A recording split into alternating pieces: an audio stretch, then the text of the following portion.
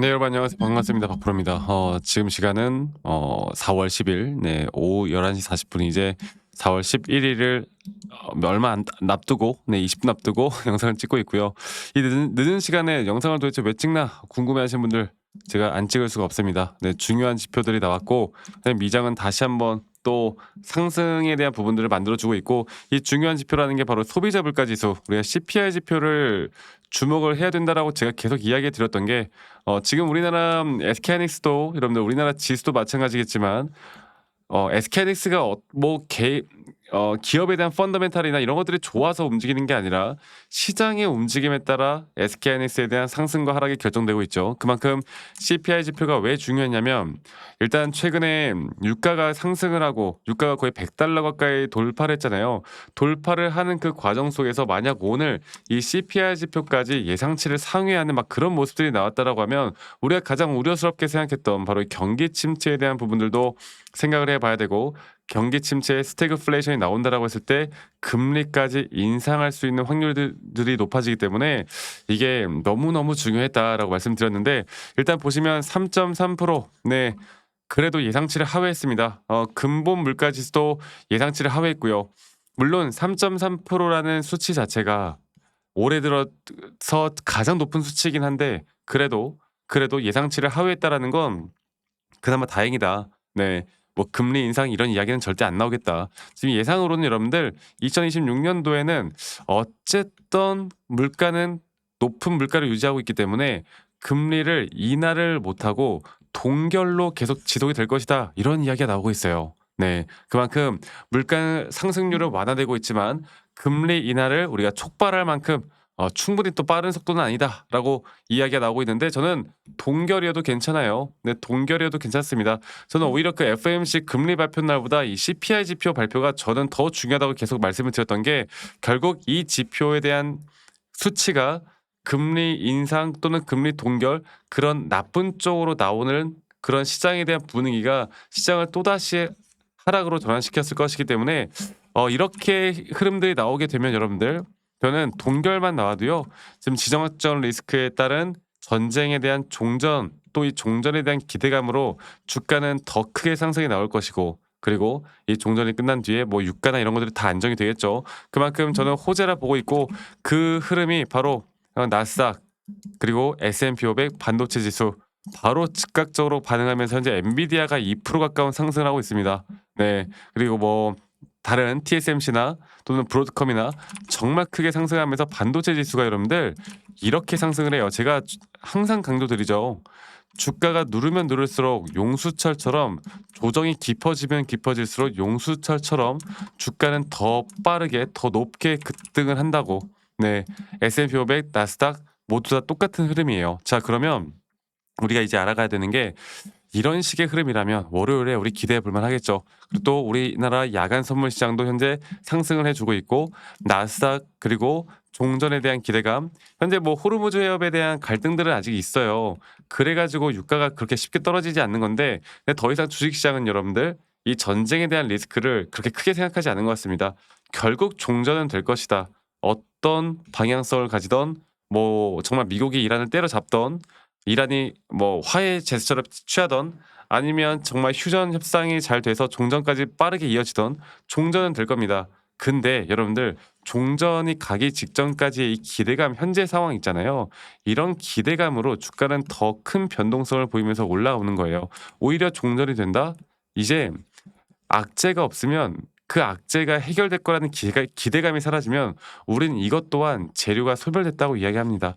그래서 우리가 단기적으로 SK하이닉스는 이런 기대감에 따른 상승, 오늘 CPI 지표가 좋게 나왔으면, 높게 나오다 보니까 저는 이제 안심하고 주가는 충분히 올라갈 수 있다 보고 있고, 오늘 또 그런 뉴스가 나왔더라고. SK하이닉스 뭐 임직원들 내년에 뭐 평균 10조 정도, 10조 죄송합니다. 10억 정도를 성과급으로 가져간다. 네.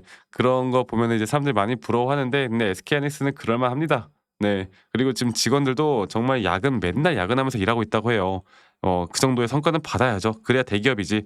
자, 그래서 제가 다시 한번 말씀드리고 싶은 건 하이닉스 같은 경우는 저는 지금부터가 제대로 된 진짜 선수의 영역, 진짜 내가 대응을 해야 되는 영역. 다들 아시다시피 저는 여러분들 일반적으로 시장에 대한 공부, 두 번째로 가장 중요하게 생각하는 게 바로 차트 분석에 따른 고점이나 저점에 대한 시그널을 내가 어떻게 잡아 나갈까? 저는 이걸 가장 중요하게 생각하잖아요. 제가 이거를 다시 한번 이 차트적으로 보고 말씀을 드려보도록 하겠습니다. 자, SK하이닉스 볼게요. 자, SK하이닉스를 보면은 최근 우리나라 이걸 먼저 볼까요? 우리나라 지수가 제가 계속 이야기해 드렸던 게 지수가 한번 급락을 했을 때 저는 기술적 반등은 온다. 근데 기술적 반등 뒤에 이 전저점 이탈 혹은 쌍바닥 이렇게 저점 바닥에 대한 리테스트는 한번 받고 그다음부터 추세가 움직인다고 말씀드렸습니다.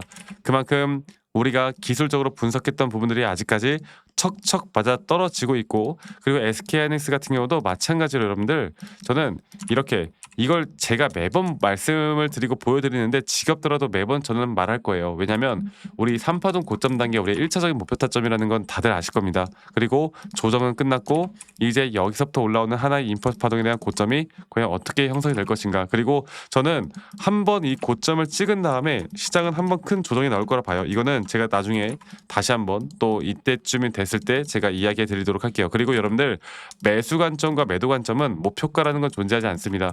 자, 매수를 할 만한 자리가 오면요. 그 시그널이 오면 적어도 우리가 정확한 가격은 몰라도 여기 구간은 매수 구간이다. 그러니까 절대 매도를 하면 안 되는 구간. 그리고 여기 구간은 매도 구간이다. 여기선 절대 매수를 하면 안 되는 구간. 우리가 그 구간 내에서 이런 타점을 잡는 거야. 만약에 내가 여기서 매도를 했어. 근데 주가 조금 더 올라가. 괜찮아요. 이건 어쩔 수가 없어. 우린 결국 이 매도 구간에선 절대 매수를 할 수가 없기 때문에 여기 내에서는 자유롭게 우리가 매도를 하는 거야.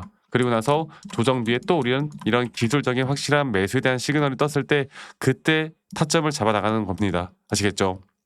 자, 그래서 여러분들 저는 앞으로 다들 아시다시피 이렇게 타점 위주로 여러분들과 함께 계속 해 나가고 있고요. 앞으로 이런 중요한 타점들이나 중요하게 대응을 해야 되는 타점들이 나올 때면 여러분들과 계속 이런 라이브 영상이나 또는 타점에 대한 영상들을 계속 빠르게 찍을 거야. 근데 저희 구독자분들 대부분 다 직장 다니시거나 또는 자영업하거나 막 바쁘시잖아요. 그래서 이런 걸 매번 보기가 쉽지가 않아. 그래서 제가 웬만하면 여러분들에게 다이렉트로 영상을 좀 찍기 전에 다이렉트로 제가 문자로 안내를 해드릴 예정이고 앞으로의 매수 혹은 앞으로의 매도에 대한 타점들을 여러분들과 다 같이 잡아 나갈 예정이고요. 그리고 그 부분들은 이제 밑에 보이는 제 번호로 SK하이닉스의 하이라고 저에게 문자만 한 통 남기시면 되겠습니다. 아시겠죠?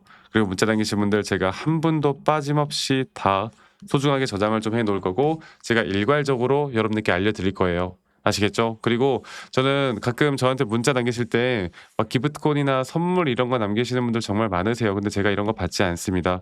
대신 여러분들의 구독과 여러분들의 좋아요가 저에게 가장 또 큰 힘이 된다라는 거 이거 하나 여러분들 꼭 기억해 주시길 바라겠고 아니 너가 뭐 그렇게 또 타점을 잘 잡으면 너 혼자 하면 되는 거지 왜 이런 걸 다 같이 공유를 하느냐 이렇게 말씀들을 많이 하세요. 근데 여러분들 저는 혼자 너무나 잘 하고 있고요. 저는 미증시나 또는 코인 시장이나 전반적인 시장을 항상 공부하고 있고 이렇게 시장을 공부하다 보면 개별적인 종목들에 대한 타점들을 잡아 나가는 게 어렵지가 않습니다.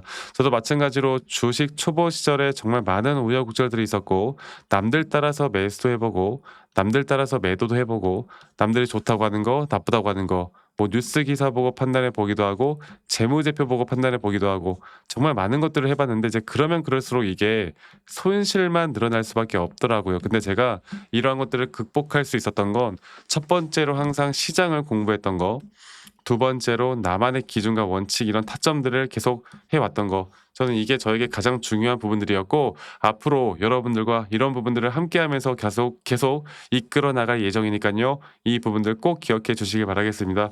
그래서 SK하이닉스의 하이라고 남기시는 거 잊지 마시고요. 제가 한 가지 더 좀 이야기 드리고 싶은 게 있는데 제가 최근 영상을 찍을 때마다 저희 구독자분들에게 또 말씀드렸던 거 바로 현대무백스 자, 제가 그 우리나라 시장은 이제 앞으로 또 정상화가 되고 종전이 되고 뭐 조정이 오든 앞으로 상승이 오든 이 추세 자체를 계속 AI가 이끌 것이다라고 이야기해 드렸죠. 그리고 여기에 메모리 또 반도체 그리고 전력 그리고 또 뭐가 있죠? 로봇 그리고 2차 전지 이렇게 네 개 섹터가 순환매가 계속 돌 거라고. 근데 저는 이 현대모백스라는 종목이 이 피지컬 AI 쪽으로 한번 집중을 받으면서 정말 큰 상승을 했다가 지금 조정을 또 크게 받았거든요. 근데 여기 또한 이 저점 단계 그러니까 여기 구간은 매도 구간이 아니라 매수 구간이 맞았어요. 그러니까 기술적으로 너무나 완벽한 매수 구간이 나왔기 때문에 우리 구독자분들과 함께 좀 매수를 했고 저는 추가적으로 더 상승이 나올 거라 보기 때문에 저는 지금도 괜찮다고 봐요. 근데 앞으로 이러한 종목들 중에 더 올라갈 종목들을 제가 좀 선별해 놓은 게 있는데 제가 저희 구독자분들에게만 알려드릴게요. 그리고 이런 걸 우리가 바로 히든 종목이라고 하죠. 네, 히든 종목에서 여러분들이 좀 공유받고 싶다라고 하시는 분들은 이 밑에 있는 번호로 저에게 히든이라고만 남기시는 거 잊지 마시고 이것도 여러분들에게 정말 중요한 부분들이 될 거니까 도움을 많이 될 거라고 보니까요. 많이들 꼭 참여하시고 네, 함께 하시면 저희 뭐 좋은 우리 타점 계속 잡아 나갈 수 있을 거다. 이렇게 제가 한 번 더 자신 있게 말씀을 드리도록 하겠습니다. 아시겠죠? 저는 지금부터가 가장 중요하다 생각하기 때문에 이거 하나만 여러분들 꼭 기억해 주시기 바라겠고 저는 앞으로 여러분들과 함께 계속 더 좋은 내용과 분석으로 함께 하도록 하겠습니다. 네, 오늘 저녁 잘 보내시길 바라겠고 주말 잘 보내시길 바라겠고 저는 다음에 더 좋은 영상으로 또 인사드리도록 할게요. 감사합니다. 덕프로였습니다.